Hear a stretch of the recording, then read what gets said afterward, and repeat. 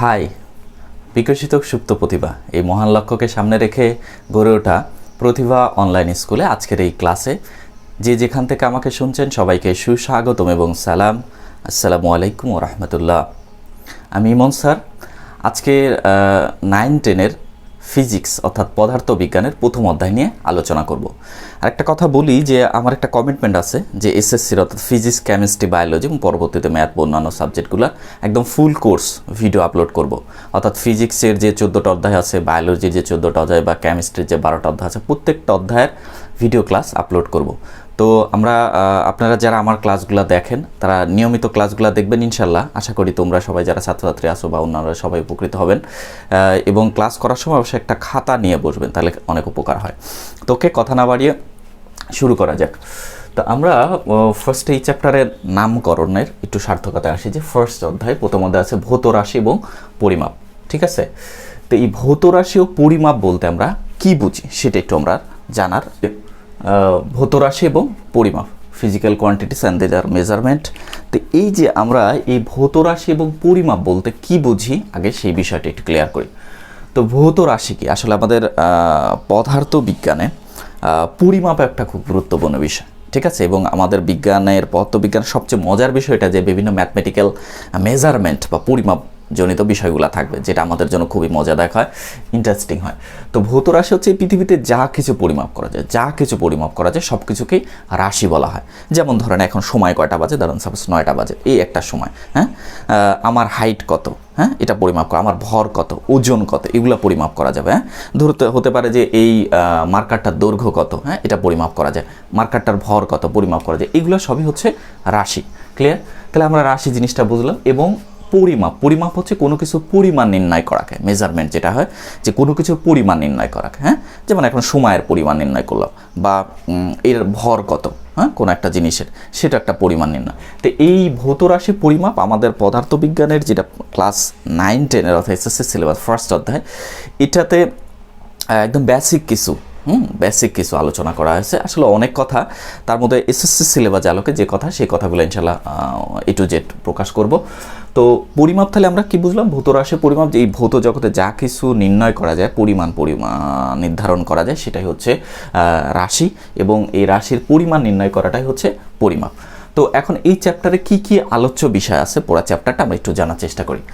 Main content এই চ্যাপ্টারে যে আলোচ্য বিষয় ফার্স্ট আছে পদার্থবিজ্ঞান কাকে বলে, এটা নিয়ে আমরা আলোচনা করব, যে বিজ্ঞান কি, পদার্থবিজ্ঞান কি, এটা নিয়ে আলোচনা করবো আমরা। তারপর জানবো পদার্থবিজ্ঞানের পরিসর, হ্যাঁ স্কোপটা কী কী আছে, তার পদার্থবিজ্ঞানের ক্রমবিকাশ, কীভাবে আজকের এই আধুনিক পদার্থবিজ্ঞান বা পদার্থবিজ্ঞান কেমনে আসে না, এটা কি নিয়ে কি গবেষণা বা কী ধরনের শ্রম আছে বিজ্ঞানের, এটা নিয়ে আলোচনা হবে। তার প্রধান পদার্থবিজ্ঞানের উদ্দেশ্য, যে কেন আমরা পদার্থবিজ্ঞান পড়বো, এটার মেইন উদ্দেশ্য কী, ভৌত রাশি এবং তার পরিমাপ, এটা নিয়ে কথা বলবো। কী কী পরিমাপ আছে, তার পরিমাপের একক, আমরা যে বিভিন্ন একক ব্যবহার করি, সময়ের একক সেকেন্ড বা ইত্যাদি, এরকম দৈর্ঘ্যের একক মিটার, এরকম। তারপর উপসর্গ গুণিতক, আমাদের পদার্থবিজ্ঞানকে অনেক বড় বড় হিসাব নিকাশ করে, সূক্ষ্ম হিসাবও করে, সেগুলোকে কীভাবে ইজি করা যায়, উপসর্গ গুণিতক আসবে, তারপর মাত্রা আসবে। পরিমাপের বিভিন্ন যন্ত্রপাতি আছে যেটা আমরা সূক্ষ্মভাবে পরিমাপের ক্ষেত্রে ব্যাপার, সেটা নিয়ে আলোচনা করব। এবং পরিমাপ করতে গেলে সাধারণত ত্রুটি বা নির্ভুলতা একটা বিষয় থাকে। সো একদম শেষে এই চ্যাপ্টারে পরিমাপের ত্রুটি এবং নির্ভুলতা, হ্যাঁ এই নির্ভুলতা বা পরিমাপের ত্রুটি, ইরর অ্যান্ড অ্যাকুরেসি, এটা নিয়ে আলোচনা করে এই চ্যাপ্টারটা শেষ। ওকে, আশা করি সবাই পুরো চ্যাপ্টার সম্পর্কে একটা ধারণা ক্লিয়ার হয়ে গেছে। এখন আমরা চ্যাপ্টার ফার্স্ট থেকে পড়বো। তার আগে একটু কথা বলি, আমরা বিগত এসএসসি কোশ্চেন যদি 5 থেকে 7 বছরের কোশ্চেন যদি অ্যানালাইসিস করি, তাহলে দেখা যায় যে এই ফার্স্ট চ্যাপ্টার থেকে আপনার এমসিকিউ টাইপের কোশ্চেন বেশি আসে, নৈর্ব্যক্তিক অংশটা বেশি থাকে, সৃজনশীল ক খতে ছোটো কিছু কোশ্চেন হয়। সো আমরা এমসিকিউটা, আমি পুরো চ্যাপ্টার থেকে কিছু জিস্ট একদম সেকে কিছু ইম্পর্টেন্ট এমসিকিউ ফার্স্টে লিখে ফেলছি। চলেন আগে এমসিকিউগুলোকে আমরা সলভ করি। হ্যাঁ, সবাই একটু মনোযোগ দিয়ে দেখি। তো ফার্স্টে যে এমসিকিউটা আছে আমাদের, 1 নম্বর, যে কোন দুজন বিজ্ঞানী আবিষ্কার করেন যে নিউক্লিয়াস ফিশনযোগ্য। ঠিক আছে, নিউক্লিয়াস ফিশনযোগ্য কোন বিজ্ঞানী? আমরা একটু কথা বলি যে আধুনিক পদার্থবিজ্ঞানে যে আলবার্ট আইনস্টাইন, উনি সর্বপ্রথম E=mc², হ্যাঁ অর্থাৎ ভরকে শক্তিতে পরিণত করার একটা সূত্র দেন। তার পরবর্তীতে বিজ্ঞানীরা এই নিউক্লিয়াস যে ফিশনযোগ্য এটা প্রমাণ করে। তারা কারা প্রমাণ করে? অটো হান এবং স্টেসম্যান নামক দুইজন বিজ্ঞানী, তারাই সর্বপ্রথম বিজ্ঞানী আবিষ্কার করেন যে নিউক্লিয়াস ফিশনযোগ্য, এবং কত সালে? 1938 সালে। এই সালটাও কিন্তু নৈর্ব্যক্তিক আসে যে কত সালে নিউক্লিয়াস ফিশনযোগ্য এই কথাটা বলা হয়। বিজ্ঞানী কে বলেন? অটো হান ও স্টেসম্যান। কত সালে? 1938 সালে। এবং আমরা দেখি যে এই নিউক্লিয়াস ফিশনযোগ্য কিন্তু ব্যাপক ব্যবহার হচ্ছে বর্তমানে। এই যে আমাদের পাবনার রূপপুরে পারমাণবিক বিদ্যুৎ কেন্দ্র তৈরি করা হচ্ছে, এই কিন্তু এই নিউক্লিয়াস ফিশনযোগ্য এই কথাটার ভিত্তি করে এই বিক্রিয়াটাকে কাজে লাগে কিন্তু বিদ্যুৎ তৈরি করা হচ্ছে। ওকে, যাই হোক, 2 নম্বর আসেন। 2 নম্বর কোশ্চেন যে বায়ু পাম্প, হ্যাঁ, কে আবিষ্কার করেন? বায়ু পাম্প ভন গুয়েরিক। ভন গুয়েরিক সর্বপ্রথম বায়ু পাম্প আবিষ্কার করেন। 3 নম্বর কোশ্চেন যে বর্তমানে বাদ্যযন্ত্র ও সঙ্গীত বিষয়ে যে স্কেল রয়েছে তারের কম্পন বিষয়ক, হ্যাঁ, কোন প্রাচীন বিজ্ঞানীর অনুসন্ধানের আংশিক অবদান এটা, যে তারের কম্পন বিষয়ক, এটা কোন প্রাচীন বিজ্ঞানীর অনুসন্ধানের আংশিক অবদান? বিজ্ঞানী পিথাগোরাস। আমরা পিথাগোরাসকে সাধারণত গাণিতবিদ হিসেবে বিশেষ করে জানি, বিশেষ করে জ্যামিতিক খুব মজার কিছু সূত্র দিয়েছে, তবে উনি সর্বপ্রথম এই কথাটা বলেন, পিথাগোরাস। নেক্সট আমরা দেখি 4 নম্বর আছে যে সূর্যগ্রহণ সম্পর্কিত ভবিষ্যৎবাণীর জন্য বিখ্যাত কোন বিজ্ঞানী? এই যে সূর্যগ্রহণ হয় সেটা বিজ্ঞানী থেলিস, এটা সর্বপ্রথম উনি এই কথাটা বলেন। তারপর কি সৌরজগৎ কেন্দ্রিক তত্ত্বের ধারতা প্রদান করেন কোন বিজ্ঞানী? কোন প্রাচীন বিজ্ঞানী? বিজ্ঞানী হচ্ছে কোপার্নিকাস। বিজ্ঞানী কোপার্নিকাস সর্বপ্রথম সৌর কেন্দ্রিক তত্ত্বের ধারণা প্রদান করেন। ক্লিয়ার? 6 নম্বর আসি যে গাণিতিক তত্ত্ব নির্মাণ ও পরীক্ষার মাধ্যমে সে তত্ত্বের সত্যতা যাচাইয়ের বৈজ্ঞানিক সূচনা করেন কে? এটা করেন হচ্ছে বিজ্ঞানী গ্যালিলিও। এটা একটা মজার কথা, বিজ্ঞানী গ্যালিলিও কিন্তু সর্বপ্রথম এই যে বিভিন্ন কল্পকাহিনী বা ইতিহাস এগুলো বাদ দিয়ে উনি বিজ্ঞান ভিত্তিক পরীক্ষা নিরীক্ষা যুক্তি প্রমাণের ভিত্তিতে বিজ্ঞানকে প্রতিষ্ঠিত করেন। ঠিক আছে, এটা কিন্তু বিজ্ঞানী গ্যালিলিও। এই জন্য বলা হচ্ছে গাণিতিক তত্ত্ব নির্মাণ ও পরীক্ষার মাধ্যমে সে তত্ত্বের সত্যতা যাচাইয়ের বৈজ্ঞানিক সূচনা করেন কিন্তু বিজ্ঞানী গ্যালিলিও। হ্যাঁ, গ্যালিলিও আমরা অনেক কিছু পড়বো, আপনাদের ফিজিক্স বইয়ের বিভিন্ন চ্যাপ্টারে আছে। আমরা এই বলের অধ্যায়ও পড়বো এটা নিয়ে। 7 নম্বর আসেন, ক্যালকুলাস আবিষ্কার করেন কে? বিজ্ঞানী নিউটন। স্যার আইজাক নিউটন সর্বপ্রথম ক্যালকুলাস আবিষ্কার করেন। তারপরে আপেক্ষিক তত্ত্বের প্রতিষ্ঠাতাকে? আপেক্ষিক তত্ত্ব Albert Einstein. Theory of relativity, এটা একটা গুরুত্বপূর্ণ তথ্য, সেই তথ্য আবিষ্কার করেন বিজ্ঞানী আলবার্ট আইনস্টাইন। নেক্সট 7 নম্বর যে পাখির ওড়া পর্যবেক্ষণ করে কোন বিজ্ঞানী উড়োজাহাজের একটা মডেল তৈরি করেন? পাখির ওড়া পর্যবেক্ষণ করে কোন বিজ্ঞানী উড়োজাহাজের একটা মডেল তৈরি করেন? Leonardo da Vinci. উনি আসলে একজন চিত্রশিল্পী ছিল, বাট তার এটা অবদান আমাদের সায়েন্সের ক্ষেত্রে একটা গুরুত্বপূর্ণ বিষয়। তো এই জন্য এটা লেখা যে পাখির ওড়া পর্যবেক্ষণ, যে পাখি যে উড়তেছে এই উড়াটাকে অবজার্ভ করে উনি কি করেন? এই বিজ্ঞানী এটা উড়োজাহাজের একটা মডেল তৈরি করেন, লিওনার্দো দা ভিনসি। 10 নম্বর আসেন যে আলোকে তাড়িৎচুম্বক তরঙ্গ আকারে ব্যাখ্যা করেন কোন বিজ্ঞানী? বিজ্ঞানী ম্যাক্সওয়েল। হ্যাঁ, আলোকে তাড়িৎচুম্বক তরঙ্গ আকার উনি ব্যাখ্যা করেন। তারপরে কি 11 নম্বর যে বোসন কি ধরনের কণা? বোসন হচ্ছে মৌলিক কণা। আমরা জানি বোসন হচ্ছে সত্যেন্দ্রনাথ বসু, বাংলাদেশের একজন বিজ্ঞানী, উনি সর্বপ্রথম বোসন কণার ধারণা প্রবর্তন করেন। এই জন্য এই বোসন কি ধরনের কণা? এটা ছিল একটা মৌলিক কণা, বোসন একটা মৌলিক কণা। 12 নম্বর আসেন, উইন্ডমিল বা বায়ুকলের উল্লেখ পাওয়া যায় কোন মুসলিম বিজ্ঞানীর গ্রন্থে? কোন মুসলিম বিজ্ঞানীর একটা গ্রন্থে এই বায়ু কল বা উইন্ডমিলের ধারণা পাওয়া যায়? বিজ্ঞানী আল মাসুদি। বিজ্ঞানী আল মাসুদির যে গ্রন্থ আছে এনসাইক্লোপিডিয়া, সেই বইটাতে এই উইন্ডমিল বা বায়ুকলের ধারণা পাওয়া যায়। এবং সবশেষ 13 নম্বর যেটা যে অবতল দর্পণের সাহায্যে সূর্য রশ্মিকে কেন্দ্রীভূত করে আগুন ধরানোর পদ্ধতি কে জানতেন? বিজ্ঞানী আর্কিমিডিস। ঠিক আছে, বিজ্ঞানী আর্কিমিডিস এই অবতল দর্পণের সাহায্যে সূর্য রশ্মিকে কেন্দ্রীভূত করে এটাকে আগুন ধরানোর পদ্ধতি উনি জানতেন, বিজ্ঞানী আর্কিমিডিস। আর্কিমিডিস নিয়ে আসলে অনেক কথা আছে, আপনাদের পঞ্চম অধ্যায়ে ফিজিক্স আছে, পদার্থের অবস্থা ও চাপ, সেখানে আর্কিমিডিসের সূত্র নিয়ে এই যে পদার্থের ঊর্ধ্বগতি, তরল পদার্থের ঊর্ধ্বগতি সর্বপ্রথম বিজ্ঞানী আর্কিমিডিসই কিন্তু করে। যাই হোক, এই হচ্ছে আপনার এই চ্যাপ্টারের জিস্ট কিছু একদম গুরুত্বপূর্ণ এমসিকিউগুলো আমি একদম সেকে উঠাই নিয়ে আসছি। এই এমসিকিউগুলো বিভিন্ন বোর্ডে বিগত এসএসসিতে আসছে। ঢাকা শহরে যে ভালো ভালো স্কুল অ্যান্ড কলেজ যেগুলো আছে স্কুলের, সেগুলোরও বিভিন্ন পরীক্ষায় দেখা যায় এই কোশ্চেনগুলো থেকে আসছে। তো আপনারা একটু চেষ্টা করবেন এই কোশ্চেনগুলো স্ক্রিনশট নিয়ে নিতে পারেন বা লিখে ফেলতে পারেন। হ্যাঁ, তো এই যে এমসিকিউ আমি এটা দিয়েছি পুরো চ্যাপ্টার থেকে জিস নিয়ে আসে, আরও কিছু এমসিকিউ আছে, এটা আমি আলোচনা বলে ফেলবো। তবে আপনারা চেষ্টা করবেন পুরো বইটা একটু থ্রুলি পড়ার। হ্যাঁ, বিভিন্ন ধরনের একটা আদর্শ নিয়মকে আপনি লাল সবুজ বা নীল এরকম কালার পেন্সিল নিয়ে একটু থ্রোলি পড়বেন, যেটা ইম্পর্টেন্ট মনে হবে এটা মার্ক করে রাখবেন বিভিন্ন কালার পেন্সিল দিয়ে, যেটা সমস্যা মনে হয় একটা আলাদা কালার দিয়ে আপনার টিচারকে আপনি ইনফর্ম করতে পারেন। ঠিক আছে, তো আমরা এখন এই চ্যাপ্টারের এমসিকিউগুলো জেনে গেলাম। এখন আমরা আলোচ্য বিষয় থেকে মেন কন্টেন্ট যেগুলো আসে সেগুলো নিয়ে পার্ট টু পাই আলোচনা করি। ওকে, তো ফার্স্টে হচ্ছে আচ্ছা আমাদের পদার্থবিজ্ঞান। তো পদার্থবিজ্ঞান কাকে বলে এটা একটু জানার চেষ্টা করি। আসলে বিজ্ঞান হচ্ছে কি বিশেষ জ্ঞান, যে পরীক্ষা নিরীক্ষা যুক্তি প্রমাণ নিয়ে আলোচনা করা। আর পদার্থ হচ্ছে কাকে বলে, যার আকার আকৃতি আছে, জায়গা দখল করে, আয়তন আছে, বল প্রয়োগে বাধা প্রদান করে, তাকে পদার্থ বলা হয়। এটা আমরা জানি। তো পদার্থবিজ্ঞান কাকে বলে? পদার্থবিজ্ঞান আসলে আমাদের বিজ্ঞানীর একটা বিশেষ শাখা এবং এটা বেশ প্রাচীন শাখা। এটা একটা মৌলিক, একটা ফাউন্ডামেন্টাল ব্রাঞ্চ। ঠিক আছে, এবং পদার্থবিজ্ঞান কিন্তু খুবই মজার, খুবই ইন্টারেস্টিং একটা টেস্টি সাবজেক্ট। আসলে পদার্থবিজ্ঞান অনেক যায় একটু অনেকের ভয় আছে যে পদার্থবিজ্ঞানে একটু ভয় না, এটা একটু আপনারা মাইন্ডে বা মনে নেবেন না, এটা ভুলে যান। পদার্থবিজ্ঞান খুবই এনজয়েবল, সো টেস্টি, যদি আপনারা একটু ডেডিকেটিভ হইতে হবে, একটু আন্তরিক হইতে হবে পড়ালেখা। কারণ এখানে মজার মজার ম্যাথমেটিক্যাল ক্যালকুলেশন আছে, যেটা আপনি খুব ব্রেন দিয়ে খুব চিন্তা করে করতে পারবেন। অত মুখস্থও লাগবে না, এটা একটা মজার বিষয় কিন্তু।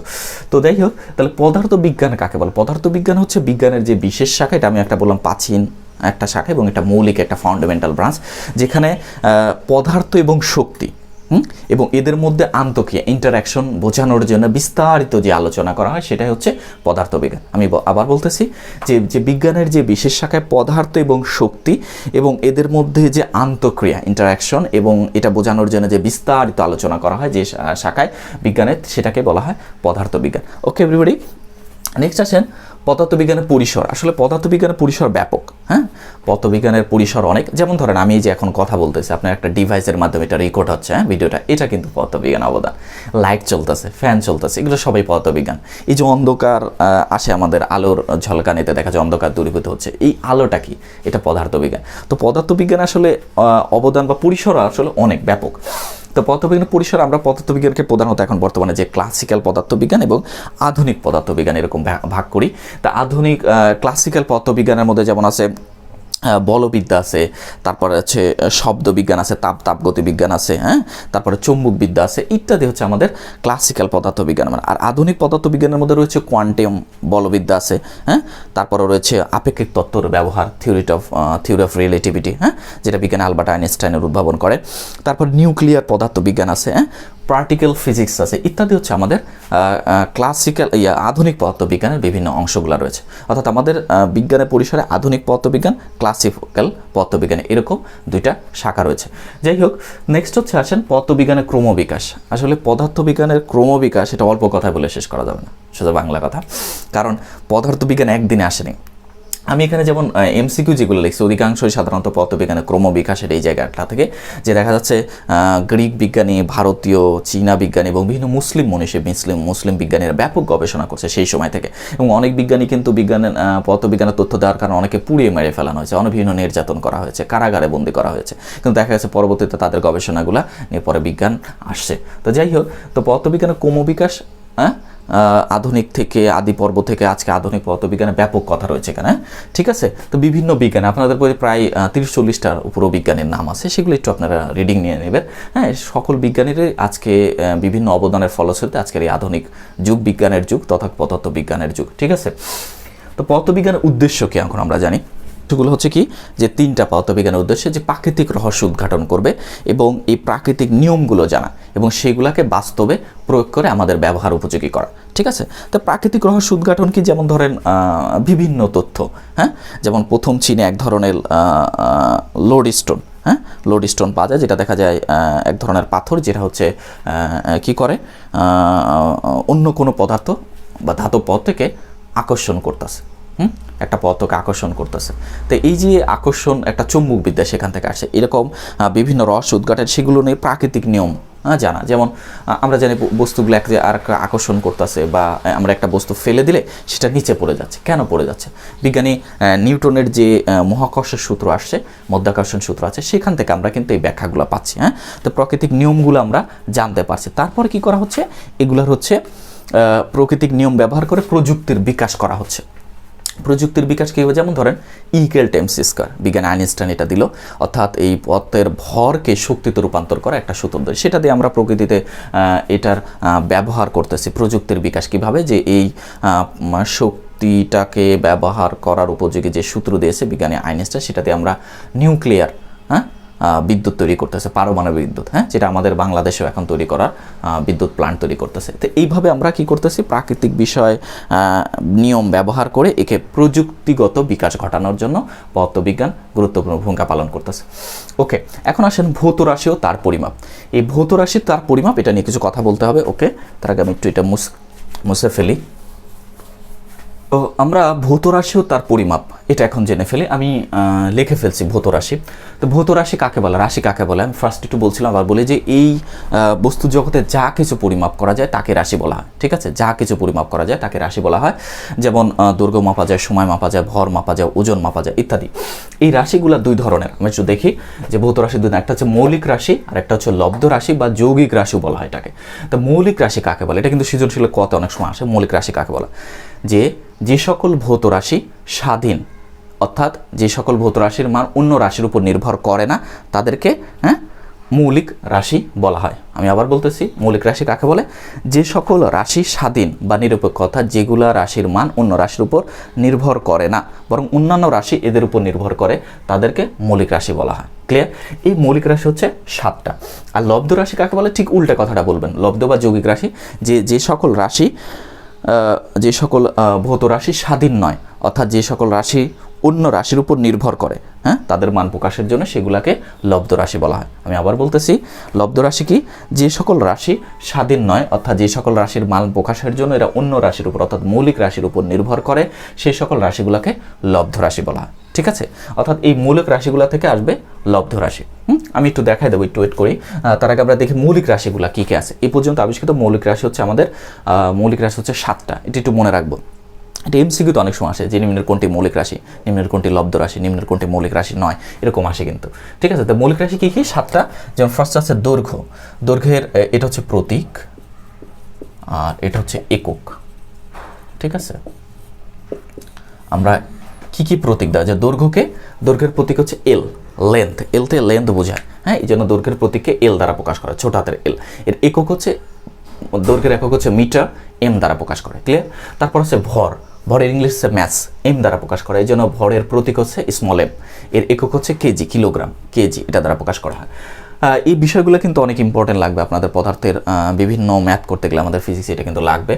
তারপর সময়, সময়কে টাইম, স্মল টি দ্বারা প্রকাশ করা হবে প্রতীকের, আর সময়ের একক হচ্ছে সেকেন্ড, এস দ্বারা প্রকাশ করা হয়।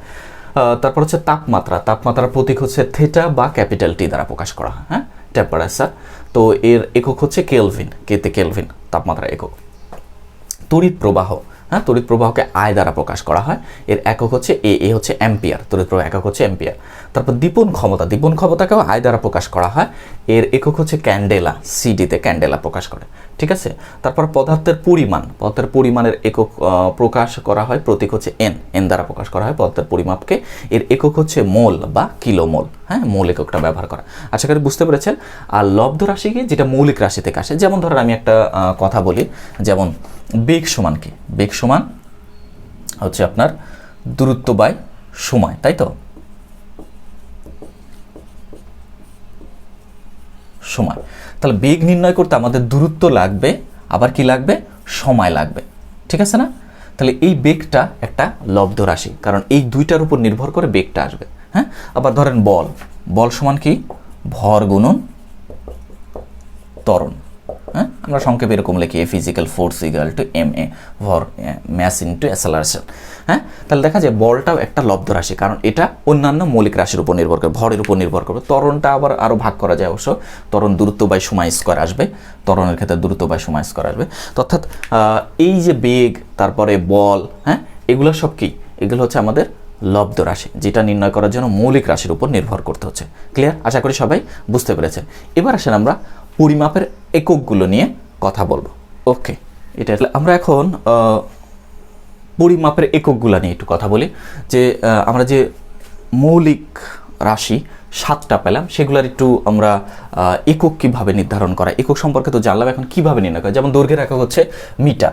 তো এই মিটারটাকে কীভাবে নির্ণয় করা হয়, বলা হচ্ছে যে ভ্যাকুয়াম বা বায়ুশূন্য স্থানে, বায়ুশূন্য স্থানে আলো 1/299792458 সেকেন্ডে, এই যে 1 বাই মানে 1 সেকেন্ডের এত ভাগের 1 ভাগ সময় যে দ্রুততা অতিক্রম করে সেটা হচ্ছে 1 মিটার। এটা বিজ্ঞানীরা আবিষ্কার করছে। তো এটার বলা হচ্ছে ভ্যাকুয়াম বা বায়ুশূন্য স্থানে আলো 1/299792458 সেকেন্ডে যে দ্রুত অতিক্রম করে সেটা হচ্ছে দৈর্ঘ্যের একক মিটার। আমরা যদি সময়ের একক সেকেন্ড আসি, সেকেন্ডটাকে বলা হচ্ছে যে একটা সিজিয়াম পরমাণুর 133 সিজিয়াম 133 পরমাণুর 919263177 এতটা স্পন্দন মানে কম্পন সম্পূর্ণ করতে যে সময় লাগে তাকে বলা হচ্ছে 1 সেকেন্ড। এইভাবে সেকেন্ডের একক সময়ের একক যে সেকেন্ড এটা নির্ণয় করা হচ্ছে। তারপরে ভরের একক হচ্ছে কিলোগ্রাম। তো 1 কিলোগ্রাম কাকে বলা হয়?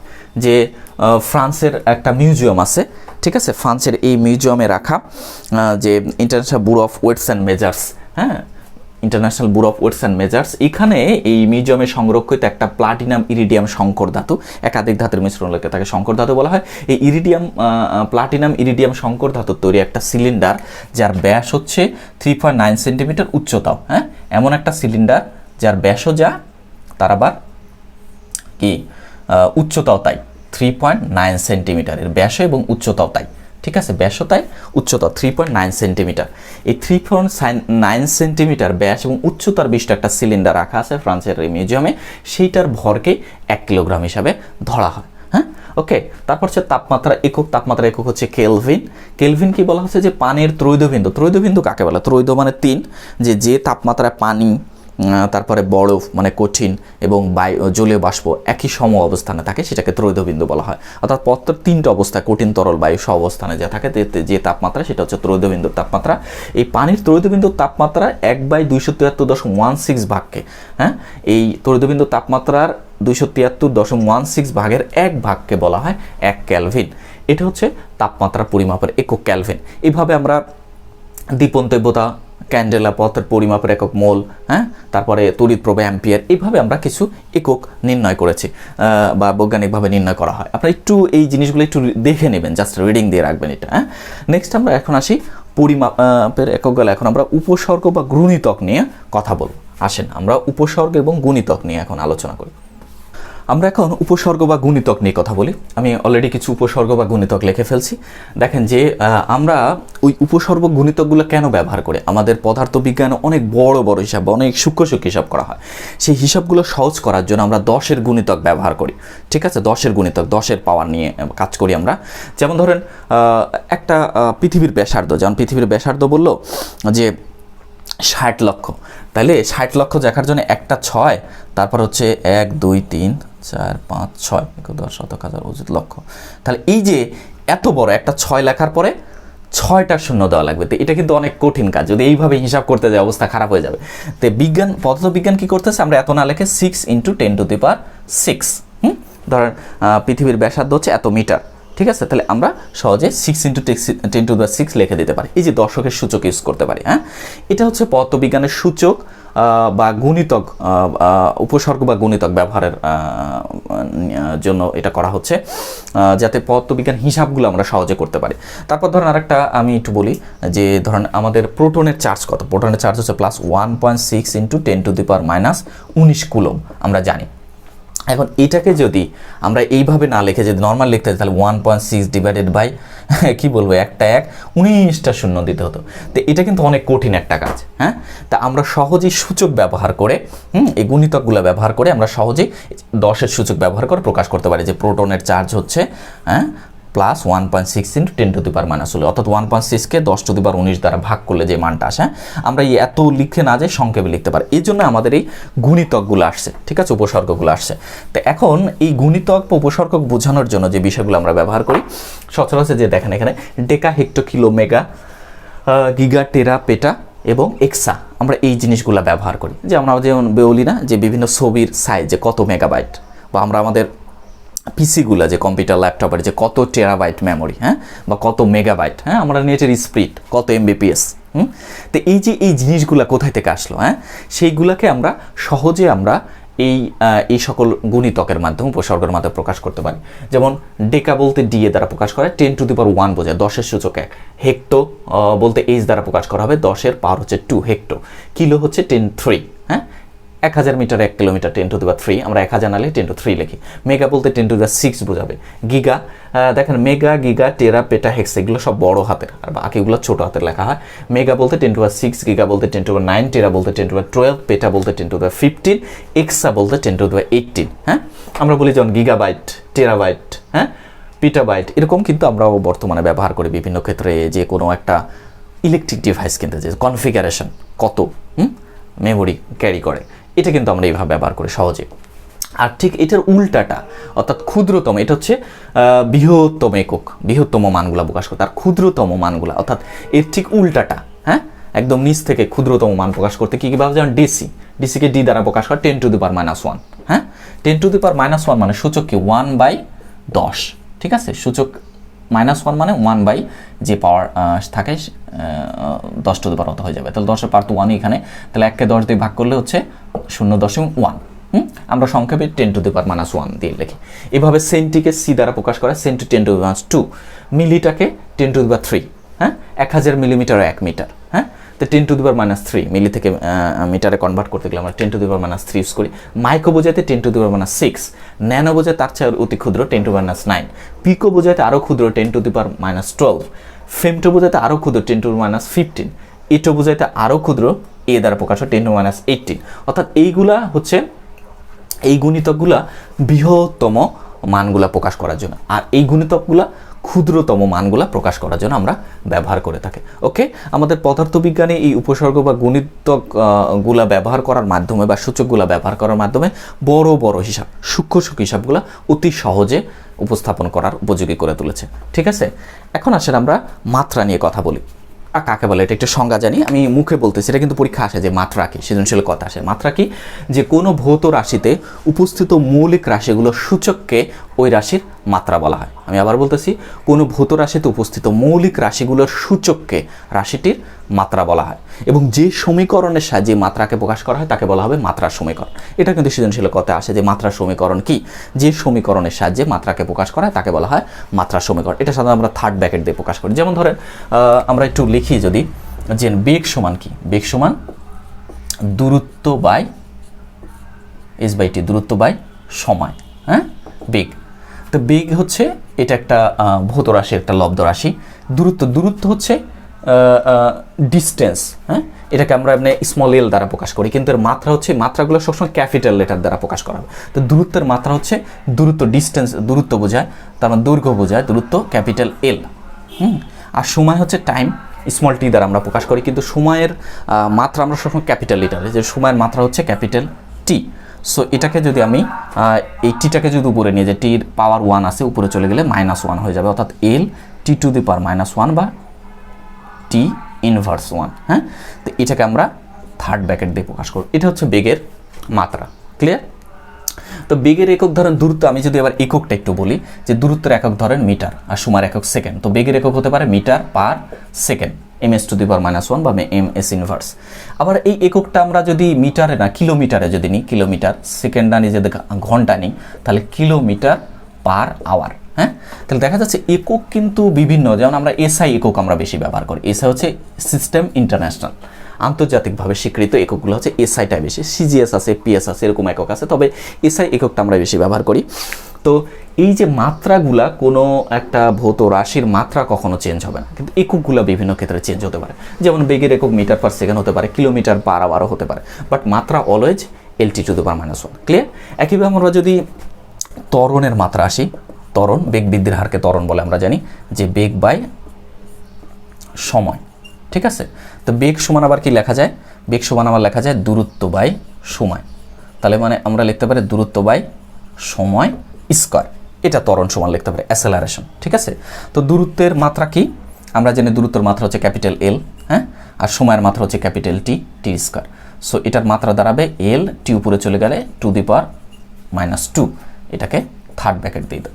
ঠিক আছে, এটা হচ্ছে আমাদের ত্বরণের মাত্রা L2⁻²। ক্লিয়ার? এইভাবে আমরা বিভিন্ন মাত্রাগুলো নির্ণয় করতে পারি। ক্লিয়ার? তো ত্বরণের বেগ হচ্ছে মিটার পার সেকেন্ড স্কয়ার সাধারণত, আবার বিভিন্ন একক আমরা ব্যবহার করতে পারি, তবে ত্বরণের মাত্রা অলওয়েজ LT⁻², এটাই থাকবে। এটাই হচ্ছে বিভিন্ন মাত্রা প্রকাশ, এবং মাত্রাকে থার্ড ব্র্যাকেটে প্রকাশ করা হয়। আশা করি সবাই বুঝতে পেরেছেন। এখন আমরা পরিমাপের যন্ত্রপাতি নিয়ে আলোচনা করব, ঠিক আছে? এখন আমরা পরিমাপের যন্ত্রপাতি নিয়ে কথা বলি। দেখি পরিমাপের কি কি যন্ত্রপাতি আছে আপনাদের এসএসসি সিলেবাস অনুযায়ী যে পরিমাপের যন্ত্রপাতিগুলো আছে সেগুলো আমরা দেখি। ফার্স্ট আছে স্কেল বা মিটার স্কেল, যেটা ভার্নিয়ার স্কেল আছে, স্লাইড ক্যালিপার আছে, স্ক্রু গজ আছে, ব্যালেন্স নিয়ে কথা আছে কিছু, এবং থামাঘড়ি নিয়ে কিছু কথা আছে। তো আমরা ফার্স্টে স্কেল বা মিটার স্কেল কি জিনিস। স্কেল বা মিটার স্কেল যেটা হচ্ছে আমরা নর্মালি যেটা আমাদের মার্জিন টানার কাজে ব্যবহার করি, এটা 100 সেন্টিমিটার 1 মিটার জানি, 100 সেন্টিমিটার একটা স্কেল থাকে, এবং এটাতে ইঞ্চি বা অনেক সময় সেন্টিমিটার, ইঞ্চি এরকম দাগও দেওয়া থাকে, তবে সাধারণত এটা মিলিমিটারে দাগাঙ্কিত বেশি থাকে। তো এখন হচ্ছে এই মিটার স্কেল, তারপর আসছে ভার্নিয়ার স্কেল। ভার্নিয়ার স্কেলটা খুব ইম্পর্টেন্ট, এবং এখান থেকে দেখো অনেক সময় ম্যাথ দু একটা আসে, তবে যদিও এই পার্টটা আসলে আপনাদের প্র্যাকটিক্যালের অংশ, আপনাদের স্কুলের ল্যাবে এটা প্র্যাকটিক্যাল করবেন, এটা প্র্যাকটিক্যাল পার্ট, থিওরিটিক্যাল পার্ট না। তারপরেও কিছু বিষয় আমি আলোচনা করে দেওয়ার চেষ্টা করছি। দেখেন, তো ভার্নিয়ার স্কেলটা বিজ্ঞানী পিয়েরে ভার্নিয়ার, উনি একজন ফ্রান্সের গণিতবিদ ছিল, উনি সর্বপ্রথম আবিষ্কার করেন। উনি কী করেন দেখেন, উনি কী করে, এই যে আমি এখানে একটা ছবি আঁকছি, ফার্স্ট যে ছবিটা আছে দেখি একটু, উনি একটা প্রধান স্কেল বা মিটার স্কেল অর্থাৎ প্রধান স্কেলের সাথে একটা ছোট একটা স্কেল দেন, যার ভাগগুলা ওই মিলিমিটারে দাগাঙ্কিত, এটা মিলিমিটারে দাগাঙ্কিত আছে, ঠিক আছে? এই মিলিমিটারে দাগাঙ্কিত মিটার স্কেলের থেকে এর ভাগগুলা ছোট হয়। হ্যাঁ, এই ছোট অর্থাৎ আমরা জানি 7 মিলিমিটার দিয়ে মিলিমিটার পর্যন্ত দৈর্ঘ্য নির্ণয় করতে পারি, কিন্তু মিলিমিটারের থেকে কম, মানে সাপোজ 0.1 মিলিমিটার। হ্যাঁ, এরকম এই ক্ষুদ্র দৈর্ঘ্যগুলা মাপার জন্য আমরা এই ভার্নিয়ার স্কেল ব্যবহার করে। ক্লিয়ার? অর্থাৎ মিটার স্কেলের যে মিলিমিটার পর্যন্ত দৈর্ঘ্য মাপা, তার চেয়ে ক্ষুদ্র দৈর্ঘ্য, ধর 0.1 মিলিমিটার বা পয়েন্ট সামথিং, এই মিলিমিটার পর্যন্ত ক্ষুদ্র মিলিমিটার পর্যন্ত দৈর্ঘ্য মাপার জন্য আমরা ভার্নিয়ার স্কেল ব্যবহার করি। তো ভার্নিয়ার স্কেলটা আসলে প্রধান স্কেলের থেকে এর ভাগ সংখ্যা কম হবে, অর্থাৎ প্রধান স্কেলের যে 10টা ভাগ, আমি একটু দেখি এখানে প্রধান স্কেল ভাগ 0, 1, 2, 3, 4, 5, 6, 7, 8, 9, 10। তখন প্রধান স্কেলের 10টা ভাগ, আর ভার্নিয়ার স্কেলের 0, 1, 2, 3, 4, 5, 6, 7, 8, 9, 10 এরকম। তাহলে প্রধান স্কেলের যে 10টা ভাগ, 9টা ভাগ ভার্নিয়ার স্কেলের 10টা ভাগের সমান হবে, ঠিক আছে? তার মানে ভার্নিয়ার স্কেলটা প্রধান স্কেল থেকে 10 ঘর পর্যন্ত দেখা যায় যেতে 1 ঘর কমে যায়। তার মানে ভার্নিয়ার স্কেলের ভাগগুলা প্রধান স্কেলের ভাগের তুলনায়, যদি প্রধান স্কেলের ভাগগুলো 1 মিলিমিটার করে হয়, তাহলে ভার্নিয়ার স্কেলের ভাগগুলো 1 মিলিমিটার থেকে ক্ষুদ্র হবে। এটাই হচ্ছে মেকানিজম, এবং সেইখান থেকে আমরা মিলিমিটারের থেকে ক্ষুদ্র দৈর্ঘ্য ভার্নিয়ার স্কেল দিয়ে মাপতে পারি। আর এই ভার্নিয়ার স্কেলের এই তথ্যকে ব্যবহার করে তৈরি করা হয়েছে স্লাইড ক্যালিপার। হ্যাঁ, এখানে জাস্ট প্রধান স্কেলের সাথে ভার্নিয়ার স্কেলটা স্লাইড করতে পারে। স্লাইড মানে সামনে পিছনে নেওয়া যায় বস্তুর দৈর্ঘ্য মাপার জন্য, এবং এখানে স্ক্রু দ্বারা লাগানো থাকে। হ্যাঁ, তো এই স্লাইড ক্যালিপার্সকে এই জন্য ভার্নিয়ার ক্যালিপার্সও বলা হয়। হ্যাঁ, স্লাইড ক্যালিপার্সকে ভার্নিয়ার ক্যালিপার্সও বলা হয়, এবং ভার্নিয়ার ক্যালিপার্সের এই মূলনীতি অনুযায়ী কিন্তু এই স্লাইড ক্যালিপার্সটা তৈরি করা হয়েছে। যেমন আমি দ্বিতীয় চিত্রে দেখাইছি, আমরা যদি কোনো একটা বস্তুর দৈর্ঘ্য নির্ণয় করি, যেমন ধরেন এখানে একটা দৈর্ঘ্য নির্ণয় করছি, সাপোজ আমি যদি এই কলমটার দৈর্ঘ্য নির্ণয় করি, তাহলে আমাকে শূন্য দাগের সাথে মিলাইতে হয়। হ্যাঁ, ভার্নিয়ার স্কেলটা সরাই দিতে হবে, দিয়ে মিটার স্কেলে আমি শূন্য দাগের সাথে ধরলে, ধরেন এর কোন পর্যন্ত আসতেছে, এই 3 পয়েন্ট সামথিং, 3 বেশি আসতেছে, দেখেন এখানে আসতেছে 3 থেকে বেশি, 4 থেকে কম, তাহলে এটার দৈর্ঘ্য হচ্ছে 3 মিলিমিটারের বেশি, 4 মিলিমিটারের কম।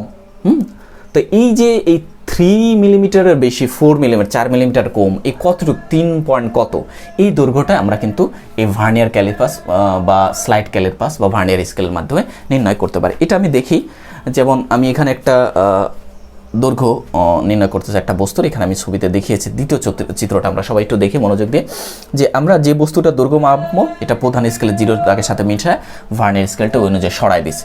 হ্যাঁ, ভার্নিয়ার স্কেলটা তো প্রধান স্কেলের সাথে স্লাইডিং করা যায়, সরাই দিলাম, দেখা যাচ্ছে যে এই বস্তুটা আপনার হচ্ছে 0 থেকে 5 মিলিমিটার পর্যন্ত আসে, তারপর একটু বেশি গেছে, 5 মিলিমিটারের বেশি, এবং ভার্নিয়ার স্কেল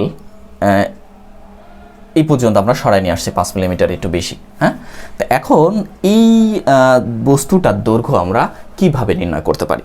তাহলে এখানে যে মানগুলো আমরা দেখি যে এখানে 0 1 2 3 4 5, তারপর 6 7 8 9 10 11 12 13 14 15 16 17 18 19 20 এরকম ভাগ আছে। এটা হচ্ছে প্রধান স্কেল। আর ভার্নিয়ার স্কেলের ক্ষেত্রে আমরা দেখি 0 1 2 3 4 5 5 তো আমি লিখছি, আচ্ছা 6 7 8 9 10 এরকম ভাগগুলো আছে। এটা হচ্ছে ভার্নিয়ার স্কেলের ভাগ। এখন আমি কিভাবে এর দৈর্ঘ্য নির্ণয় করব, আসেন আমরা একটু দেখি যে আমরা যে বস্তুটার দৈর্ঘ্য নির্ণয় করব তাকে আমি 0 দাগের সাথে প্রধান স্কেলে মিশাইছি এবং ভার্নিয়ার স্কেলটাকে সরাই দিয়েছি, দেখে যে 5-এর বেশি গেছে। তার মানে এই যে 5 পর্যন্ত প্রধান স্কেলে বরাবর দৈর্ঘ্য অতিক্রম করছে 5 মিলিমিটার পর্যন্ত, তারপরে কিছু অংশ গেছে। তার মানে এই 5 মিলিমিটার পর্যন্ত দৈর্ঘ্য হচ্ছে এটা প্রধান স্কেলের পার্ট, এটাকে আমরা এম দ্বারা প্রকাশ করি। তার মানে প্রধান স্কেলের পার্ট হচ্ছে 5 মিলিমিটার। ওকে, আমরা মেইন স্কেলের যে পার্টটাকে এটাকে এম দ্বারা প্রকাশ করে, এটার মান আসলো 5 মিলিমিটার। এবার আসে ভার্নিয়ার স্কেলের পার্ট কীভাবে নির্ণয় করব। তো এখন ভার্নিয়ার স্কেলটা আমরা সরানোর পরে ভার্নিয়ার স্কেল দেখবো যে কততম দাগটা প্রধান স্কেলের কত দাগের সাথে, ভার্নিয়ার স্কেলের এই কোন দাগটা আর কি, কোন দাগটা ভার্নিয়ার স্কেল প্রধান স্কেলের কততম দাগের সাথে মিলে যায় একদম, বা একদম কাছাকাছি থাকে, যেটাকে বলা হয় ভার্নিয়ার সমপাতন। আমরা একটু দেখি যে আমরা দেখতেছি এখানে 1 নম্বর ভাগ প্রধান স্কেলের, 2 নম্বর 3 নম্বর 4 নম্বর মিলে নেয় 5 নম্বর দাগটা, এই প্রধান স্কেলের 5 নম্বর 1 2 3 4 5, এই 5 নম্বর দাগটা ভার্নিয়ার স্কেলের একদম এই একটা দাগের সাথে পুরোপুরি মিলে গেছে। ঠিক আছে, এই একটা দাগের সাথে কি হয়েছে, পুরোপুরি মিলে গেছে। তো ভার্নিয়ার স্কেলের এই 5 নম্বর দাগটা প্রধান স্কেলের এই একটা দাগের সাথে পুরোপুরি মিলে গেছে। তার মানে আমরা এখানে ভার্নিয়ার সমপাতনটা যেটা যে দাগটা একদম পুরোপুরি মিলে যাবে, ভার্নিয়ার সমপাতন আমরা ভি দ্বারা প্রকাশ করি। এটা হচ্ছে কত, এটা হচ্ছে 5। ঠিক আছে, ভার্নিয়ার সমপাতনটা 5। আমরা দেখব যে ভার্নিয়ারের কততম দাগটা প্রধান স্কেলে কোন দাগের সাথে পুরোপুরি মিলে গেছে। তো দেখা যাচ্ছে ভার্নিয়ারের 5 নম্বর দাগটা প্রধান স্কেলের এই দাগের সাথে পুরোপুরি মিলে গেছে। আচ্ছা, নেক্সট হচ্ছে আমাদের ভার্নিয়ার কনস্ট্যান্ট, ভার্নিয়ার ধ্রুবক নির্ণয় করতে হবে। তো ভার্নিয়ার ধ্রুবক কী জিনিস, ভার্নিয়ার ধ্রুবক আমরা এইভাবে লিখতে পারি, ভার্নিয়ার ধ্রুবক হচ্ছে S/N। এস হচ্ছে প্রধান স্কেলের ভাগ সংখ্যা। তো প্রধান স্কেলের ভাগ আমরা কয়টা জানি, প্রধান স্কেলের 1 ভাগের দৈর্ঘ্য, এস হচ্ছে প্রধান স্কেলের 1 ভাগের দৈর্ঘ্য কত, 1 মিলিমিটার। এন হচ্ছে ভার্নিয়ার স্কেলের ভাগ সংখ্যা, ভার্নিয়ার স্কেলের ভাগ সংখ্যা কয়টা, 10টা। তাহলে 1কে 10 দিয়ে ভাগ করলে 0.1 মিলিমিটার। এটা হচ্ছে আপনার ভার্নিয়ার কনস্ট্যান্ট। ওকে এভরিবডি, তাহলে আমরা প্রধান স্কেলের পার্ট পাইলাম, ভার্নিয়ার সমপাতন ভি পাইলাম, ভার্নিয়ার কনস্ট্যান্ট ভিসি 0.1 মিলিমিটার পাইলাম। তাহলে এই বস্তুর দৈর্ঘ্যটা কত হবে, আমরা দৈর্ঘ্যটা নির্ণয় করতে পারি। অর্থাৎ এই বস্তুর দৈর্ঘ্য L = প্রধান স্কেলের পার্ট যোগ ভার্নিয়ার স্কেলের পার্ট। তো ভার্নিয়ার স্কেলের পার্ট সমান কি লেখা যায়, ভার্নিয়ার সমপাতন গুণন ভার্নিয়ার ধ্রুবক। ঠিক আছে, আসলে আমরা মূল সূত্রটা হচ্ছে কোনো বস্তুর দৈর্ঘ্য হচ্ছে প্রধান স্কেলের পার্ট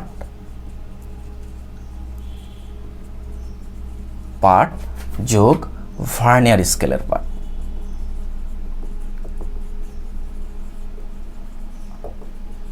ঠিক আছে, তো প্রধান স্কেলের পার্ট হচ্ছে এম, ভার্নিয়ার স্কেলের পার্ট আবার সমান কি লেখা যায়, ভার্নিয়ার স্কেলের পার্ট সমান লাগে ভার্নিয়ার সমপাতন গুণন ভার্নিয়ার ধ্রুবক।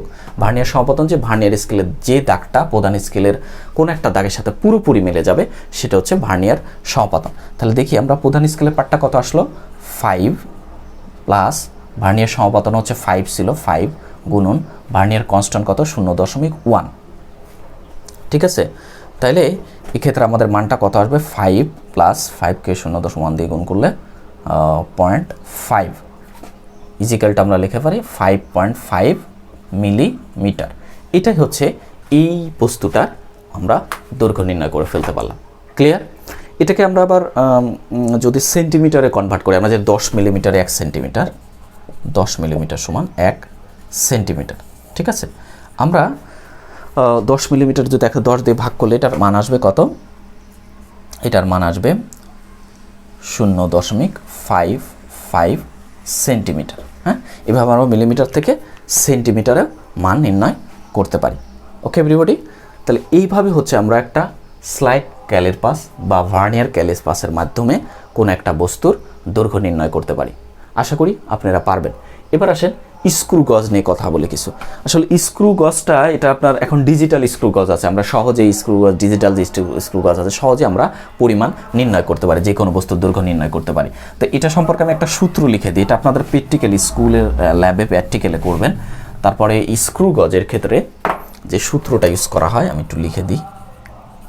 স্ক্রু গজের ক্ষেত্রে কোনো বস্তুর দৈর্ঘ্য মানে সাথে স্ক্রু গজের সাথে ডায়ামিটার, ব্যাসার্ধ এগুলো নির্ণয় করা, ডি ইকুয়ালটা আমরা নির্ণয় করি এল প্লাস যেটা নির্ণয় করি C into least count LC. আমরা এই সূত্র দিয়ে স্ক্রু গজের মাধ্যমে কোনো বস্তুর দৈর্ঘ্য, ডায়ামিটার, ব্যাস বা ব্যাসার্ধ এগুলা নির্ণয় করতে পারি। তো এটা এলটা কি, এটা হচ্ছে আমরা স্ক্রু গজ দেখবো যে স্ক্রু গজের একটা টুপি থাকে, এটাকে ঘোরানো যায়, বৃত্তাকার স্কেল থাকে, রৈখিক স্কেল, হ্যাঁ, বরাবর যেটাকে ঘোরানো হয়। তো এলটা হচ্ছে রৈখিক স্কেলের পার্ট বা প্রধান স্কেলের পার্ট যেটা এল, আর সিটা হচ্ছে বৃত্তাকার স্কেলের পার্ট, ঠিক আছে। আর এল সিটা হচ্ছে লিস্ট কাউন্ট বলা হয়। লিস্ট কাউন্ট বলতে বোঝা হচ্ছে লঘিষ্ঠ গণন। লঘিষ্ঠ গণনটা সমান আবার কি লেখা যায়, এই এলসি সমান আবার লেখা যায় পিস বাই বৃত্তাকার স্কেলের ভাগ সংখ্যা। বৃত্তাকার স্কেলের ভাগ সংখ্যা, এটা দ্বারা আমরা লঘিষ্ঠ গণন বা লিস্ট কাউন্টটা নির্ণয় করতে পারি। তো পিস কাকে বলা হয়? পিস হচ্ছে বলতেছে এই যে স্ক্রু গজ আছে এটার টুপি একবার ঘোরাইলে এটা রৈখিক স্কেল বরাবর যে দ্রুত অতিক্রম করে, যে স্মরণ ঘটে, সেটাই পিস।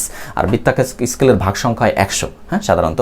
তো বৃত্তাকার স্কেলে ভাগ দিয়ে ভাগ করলে আমরা লঘিষ্ঠ গণন, হ্যাঁ, লেস কাউন্টটা পাই, ঠিক আছে। তো এইভাবে আমরা কোনো বস্তুর ডায়ামিটার, ব্যাস বা ব্যাসার্ধ এই স্ক্রু গজের মাধ্যমে এই সূত্র দিয়ে নির্ণয় করতে পারি। অর্থাৎ স্ক্রু গজের মাধ্যমে কোনো বস্তুর দৈর্ঘ্য D equal to L plus C into LC, যেখানে এল হচ্ছে রৈখিক স্কেলের পার্ট, সি হচ্ছে বৃত্তাকার স্কেলের পার্ট, গুণন হচ্ছে লঘিষ্ঠ গণন। এভাবে আমরা স্ক্রু গজের মাধ্যমে কোনো বস্তুর দৈর্ঘ্য নির্ণয় করতে পারি।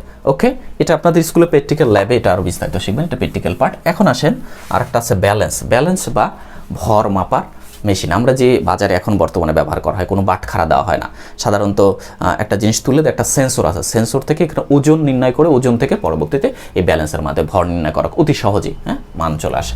তারপর থামাঘড়ি, স্টপ ওয়াচ, যেটা আমরা একসময় স্টপ ওয়াচের অনেক দামে, এখন কিন্তু দেখা যায় একটা অল্প দামের মোবাইল কিনলেও সেখানে স্টপ ওয়াচ থাকে, হ্যাঁ। তা আমরা সূক্ষ্মভাবে সময় পরিমাপের ক্ষেত্রে আমরা এই স্মার্ট ওয়াচ বা থামাঘড়িটা ব্যবহার করে থাকি। ওকে, এখন আমরা শিখব পরিমাপের ত্রুটি ও নির্ভুলতা। ভিডিওটি একটু বড় হয়ে যাচ্ছে, তারপরে একটু কিছু করার নাই, একটু মনোযোগ দিয়ে দেখবেন। আমরা এখন আসলে পরিমাপের ত্রুটি ও নির্ভুলতা নিয়ে কথা বলি।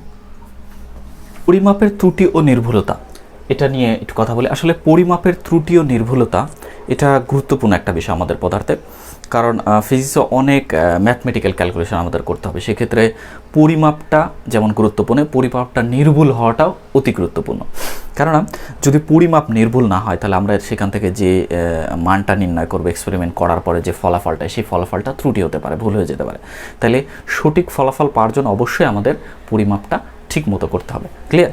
তো ত্রুটিগুলো আসলে বিভিন্ন ধরনের হতে পারে। এই ইরোরগুলা যেমন আমাদের ব্যক্তিগত ত্রুটি হয়, মানুষ তো ভুল হতেই পারে বিভিন্ন, অনেক সময় একটা জিনিসে যদি আমরা 2 বার 3 বার মাপি দেখা যায় 3 রকম মাপ আসতে পারে। আর একটা কিছু ত্রুটি আছে যান্ত্রিক ত্রুটি হয়, যে যন্ত্রের ত্রুটি থাকতে পারে, যে যন্ত্র দিয়ে মাপতেছে, হতে পারে সেখানকার ত্রুটি। তবে সার্বিকভাবে এই পরিমাপের সমস্ত ইরোরগুলাকে, ত্রুটিগুলাকে 2 ভাগে ভাগ করা যায়। ক্লিয়ার? যে একটা হচ্ছে কি ত্রুটি হচ্ছে একটা চূড়ান্ত ত্রুটি, যেটাকে অ্যাবসলিউট ইরোর বলা হয়। অ্যাবসলিউটলি যেটা ইরোর, চূড়ান্ত ত্রুটি। এবং আমরা সাধারণত চূড়ান্ত ত্রুটিতে সর্বোচ্চ সম্ভাব্য মানটাকে গ্রহণ করে থাকি, ঠিক আছে। আরেকটা হচ্ছে আপেক্ষিক ত্রুটি, যেটা রিলেটিভ ইরোর, তুলনা অর্থে। আপেক্ষিক ত্রুটিটা হয় কি তুলনা অর্থে, তুলনা করে, হ্যাঁ, যে আপেক্ষিক ত্রুটির এই যেটাকে বলা হয় রিলেটিভ ইরোর। তো এই বিষয়গুলো আমরা একটু বিস্তারিত জানবো। তার আগে একটু জানি যে চূড়ান্ত ত্রুটি সমান কী লেখা যায়। দেখেন, চূড়ান্ত ত্রুটি সমান লেখা যায়, চূড়ান্ত ত্রুটিটা সমান প্রকৃত মান ও পরিমাপ করা মাপের পার্থক্য। প্রকৃত যে মানটা আর আমরা যে পরিমাপ করব সেই মানটার পার্থক্যটা হবে আমাদের কিসের ক্ষেত্রে? চূড়ান্ত ত্রুটি, ঠিক আছে। আর আপেক্ষিক ত্রুটিটা সমান কী লেখা যাবে? আপেক্ষিক ত্রুটিতে বলছে রিলেটিভলি যে ত্রুটিটা আসে, ঠিক আছে, অর্থাৎ তুলনা অর্থে। সেক্ষেত্রে চূড়ান্ত ত্রুটি ও পরিমাপ করা মান এই মানটার মধ্যে তুলনা করা, অর্থাৎ চূড়ান্ত ত্রুটিকে পরিমাপ করা মান দ্বারা ভাগ করা হয়, ভাগ করে যে ফল পায় এটাকে শতকরায় প্রকাশ করা। 100 দিয়ে গুণ করলে আমরা পার্সেন্টেজে মানটা পেয়ে যাই, অর্থাৎ আপেক্ষিক ত্রুটিটা সবসময় শতকরা মানে প্রকাশ করা। Clear everybody? তো আমরা একটা উদাহরণ দিয়ে এই চূড়ান্ত ত্রুটি আর আপেক্ষিক ত্রুটিটা বোঝার চেষ্টা করি। আপনাদের টেক্সট বইয়ে একটা কোশ্চিন আছে এরকম যে ধরেন এটা একটা বর্গাকার বই, এটাও 10 সেন্টিমিটার, এটাও 10 সেন্টিমিটার, তার মানে সবগুলো যেহেতু বর্গাকার 10 সেন্টিমিটার। বলতেছে যে একটা 10 সেন্টিমিটার বর্গাকার, একটা বর্গাকার বইয়ের দৈর্ঘ্য মাপা হলো 10 সেন্টিমিটার, ঠিক আছে? এবং ধরা যাক এই এর পরিমাপের 10% আপেক্ষিক ত্রুটি। তাহলে আপেক্ষিক ত্রুটিটা কত? আপেক্ষিক ত্রুটিটা বলতেছে এর হচ্ছে 10%। 10% হচ্ছে আপেক্ষিক ত্রুটি দৈর্ঘ্য পরিমাপে, এক একটা দৈর্ঘ্য পরিমাপে। তাইলে এখন নির্ণয় করতে বলছে বস্তুটির ক্ষেত্রফলে আপেক্ষিক ত্রুটির কথা, ক্ষেত্রফলের ক্ষেত্রে। তা আমরা জানি বর্গক্ষেত্রের ক্ষেত্রফল কি? 1 দৈর্ঘ্য হোল স্কয়ার, মানে দৈর্ঘ্য গুণন দৈর্ঘ্য, এরকম। সেখান থেকে আমরা বর্গক্ষেত্রের ক্ষেত্রফল নির্ণয় করতে পারি। এখন বলছে যে এই ক্ষেত্রফল নির্ণয়ের ক্ষেত্রে আপেক্ষিক ত্রুটি কত হবে? তা আপেক্ষিক ত্রুটি তো পার্সেন্টেজে আমরা জানলাম। আসলে আমরা এই ম্যাথটা একটু সলভ করি, তাহলে কিন্তু আমরা ক্লিয়ার হয়ে যেতে পারবো যে আসলে চূড়ান্ত ত্রুটি কি আর আপেক্ষিক ত্রুটি কি। ক্লিয়ার? এখন তাহলে আমরা এই বলছে যে 10 সেন্টিমিটার দৈর্ঘ্যের একটা বর্গাকার বই, এর 10% আপেক্ষিক ত্রুটি। তাহলে আমরা এর পরিমাপকৃত ক্ষেত্রফল বের করে ফেলি, ঠিক আছে? বস্তুটির পরিমাপ করা ক্ষেত্রফল কি আসবে এই বইটার? তাহলে আমরা ফার্স্টে লিখি যে বইটার বা বস্তুটির পরিমাপ করা ক্ষেত্রফল, পরিমাপ করা ক্ষেত্রফল, এটা কত দাঁড়াবে? ক্ষেত্রফল হচ্ছে দৈর্ঘ্য গুণন দৈর্ঘ্য, সেন্টিমিটার মিটার সেন্টিমিটার, সেন্টিমিটার গুণ করলে সেন্টিমিটার স্কোয়ার, তার 10 মানে 100 সেন্টিমিটার স্কোয়ার। এটা বস্তুটির আমরা ক্ষেত্রফল যখন পরিমাপ করব তখন আসবে এটা। কিন্তু একটা যে ত্রুটি আসছে প্রতি দৈর্ঘ্যে 10%, সেক্ষেত্রে কী হবে? আমি একটু পাশে লিখি, দেখেন। তার মানে 10 সেন্টিমিটার এর ত্রুটি কত? 10%। তার মানে 10 সেন্টিমিটার এর মানে গুণন 10% মানে 10/100। তো আমরা যদি কাটাকাটি করি তাহলে দেখা যাচ্ছে আসবে কত? 1 সেন্টিমিটার। তাহলে দেখা যাচ্ছে এই 10 সেন্টিমিটার প্রতি দৈর্ঘ্যের ক্ষেত্রে 1 সেন্টিমিটার একটা আপেক্ষিক ত্রুটি আসতে পারে। তো আমরা সার্বিকভাবে আমরা এই ত্রুটিটা 10 ± 1 সেন্টিমিটার এটা আমরা ধরে নিব, ঠিক আছে?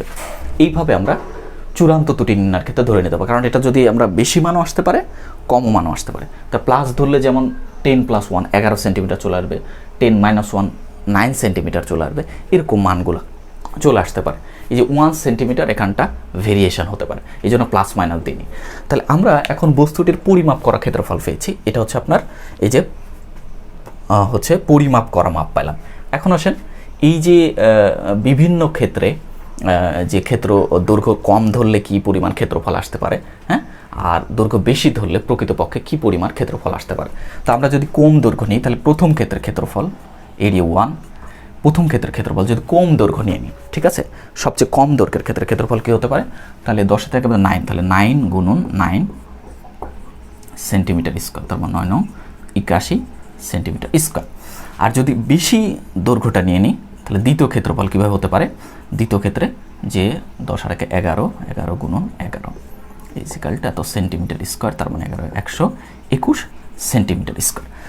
তাহলে আমরা এই প্রকৃত মানটা নিয়ে নিলাম, নিম্নতম মান নিয়ে কি প্রকৃত মান আসলো, আর উচ্চতর মান নিয়ে কি মানটা আসলো। এখন এখান থেকে আমরা চূড়ান্ত ত্রুটি হিসাব করব। তো চূড়ান্ত ত্রুটি কি বলতেছে? প্রকৃত মান ও পরিমাপ করা মানের পার্থক্য। সো আমরা দেখতে পারি যে কাজে চূড়ান্ত ত্রুটি হবে, চূড়ান্ত ত্রুটি কি দাঁড়াবে? যদি আমরা ন্যূনতম মান ক্ষেত্রে নিই তাহলে প্রকৃত মান ও পরিমাপ করা মান কত ছিল? 100 বিয়োগ এখানে আছে 81 ইজিক্যাল টু 1 আছে কত হলো 10 9 9 আর 10 19 সেন্টিমিটার স্কোয়ার। হ্যাঁ, আচ্ছা, এটা হচ্ছে ন্যূনতম। আর এইটুর সর্বোচ্চ হচ্ছে যে পরিমাপ করা মান আর প্রকৃত মান। প্রকৃত মান হচ্ছে 121 বিয়োগ পরিমাণ 100, বড় থেকে ছোট বাদ দিলে পার্থক্য চলে আসবে। পার্থক্য মানে বড় থেকে ছোট বিয়োগ, তাহলে এটা কত আসলো? 21 সেন্টিমিটার স্কোয়ার। তাহলে এই যে দেখুন 21 সেন্টিমিটার স্কোয়ার আসলো, এটাই আমাদের চূড়ান্ত মান হিসাবে আমরা ধরবো। কেননা চূড়ান্ত মানে কি করা হয়? সবচেয়ে বেশি সম্ভাব্য মানটাকে ধরে নেওয়া হয়। ক্লিয়ার? অ্যাবসলিউটলি ইরোরটা হচ্ছে ম্যাক্সিমাম, অ্যাবসলিউটলি লোর, ম্যাক্সিমাম চূড়ান্ত এবং সর্বোচ্চ যে ত্রুটিটা হবে সেই সর্বোচ্চ ত্রুটিটাকে আমরা চূড়ান্ত ত্রুটি হিসাবে ধরে নিই। তাহলে চূড়ান্ত ত্রুটি আমরা পেয়ে গেলাম 21 সেন্টিমিটার। তাহলে এখন ক্ষেত্রফলের ক্ষেত্রে আপেক্ষিক ত্রুটি কত নির্ণয় হবে? তাহলে ক্ষেত্রফলের ক্ষেত্রে আপেক্ষিক ত্রুটি, আপেক্ষিক ত্রুটি নির্ণয়ের সূত্র কি আমরা জানি? আপেক্ষিক ত্রুটি নির্ণয়ের সূত্র হচ্ছে চূড়ান্ত ত্রুটি ডিভাইড বাই পরিমাপ করা মান।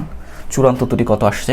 এই যে চূড়ান্ত ত্রুটি আসলে 21, পরিমাপ করা মান কত? 100, পরিমাপকৃত ক্ষেত্রফল 100, ক্ষেত্রফলের ক্ষেত্রে আপেক্ষিক ত্রুটি এত গুণন 100, ঠিক আছে? তো পার্সেন্ট, তো 21কে 100 দিয়ে ভাগ করলে কত? 0.21 গুণন 100 ইজিক্যাল টু 21%। ওকে এভরিবডি, তাহলে আমরা এইভাবে কিন্তু কি নির্ণয় করে ফেলতে পারলাম? আমরা এইভাবে এই ক্ষেত্রফলের ক্ষেত্রে আপেক্ষিক ত্রুটি কত পার্সেন্ট আমরা এটা নির্ণয় করে ফেলতে পারলাম। ঠিক আছে, আশা করি সবাই এই চূড়ান্ত ত্রুটি আপেক্ষিক ত্রুটি বিষয়টা ক্লিয়ার হয়েছে। তাহলে আমরা এখানে একটা বিষয় খেয়াল করি যে এই 10% আপেক্ষিক ত্রুটি হলে ক্ষেত্রফলের ক্ষেত্রে আপেক্ষিক ত্রুটি আসতেছে 21%। তাহলে এই ক্ষেত্রফলের ক্ষেত্রে আপেক্ষিক ত্রুটি নির্ণয় করতে গেলে 10% যেহেতু দৈর্ঘ্যের ক্ষেত্রে আপেক্ষিক ত্রুটি আছে, তাহলে প্রায় দ্বিগুণ হয়ে যাচ্ছে ক্ষেত্রফলের ক্ষেত্রে। সো আমরা যদি ক্ষেত্রে আয়তন নির্ণয় করি এইভাবেই, তাহলে আয়তন নির্ণয়ের ক্ষেত্রে এই ক্ষেত্রফলের ত্রুটি প্রায় 3 গুণ হয়ে যাবে। ক্লিয়ার? তো এইভাবে আমরা বিভিন্নভাবে চূড়ান্ত ত্রুটি আপেক্ষিক ত্রুটি থেকে ক্ষেত্রফলের বা বিভিন্ন ত্রুটি আমরা হিসাব করে নির্ভুল একটা পরিমাপ নির্ণয় করতে পারি। আশা করি সবাই বুঝতে পেরেছেন। তো আজকে পুরো চ্যাপ্টারটা শেষ করে ফেললাম। আমরা নেক্সট নতুন কোনো চ্যাপ্টার নিয়ে ইনশাআল্লাহ হাজির হব। আর এই ক্লাসগুলো যদি আপনাদের ভালো লাগে অবশ্যই আমার সাথে থাকবেন। আমার একটা কমেন্টমেন্ট আছে, যেহেতু ফিজিক্স কেমিস্ট্রি বায়োলজি এবং অন্যান্য সাবজেক্টগুলো এসেছে, সম্পূর্ণ সাবজেক্টগুলোর ভিডিও আপলোড করব। সো সবাই আমার সাথে থাকবেন এবং আপনাদের বন্ধুবান্ধবী বা যারা এসএসসিতে পড়ে তাদেরকে আমার চ্যানেল সম্পর্কে অবহিত করতে পারেন। সকলের সুস্বাস্থ্য দীর্ঘায়ু কামনা করে আজকের ক্লাসের এখানেই সমাপ্তি টানছি। আল্লাহ হাফেজ।